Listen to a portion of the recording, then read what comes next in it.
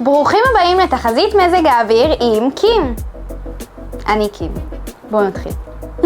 אמנם אנחנו בחודש ינואר של השנה והחורף לא כל כך מורגש, אבל שימו לב כי צפוי לנו סוף שבוע חורפי במיוחד. היום, יום חמישי, צפוי להתחיל לרדת גשם בעיקר בצפון הארץ וטפטוף קל באזור המרכז שילווה אותנו גם ליום שישי. לכן, מי שמשרת בצפון דחוף להצטייד בחלפסים. תודה. שיא הסטייל. זה קור.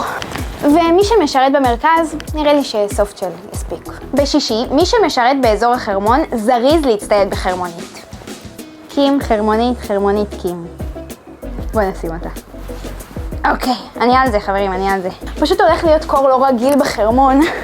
אפילו צפוי לרדת שלג. אז תלמדו ממני.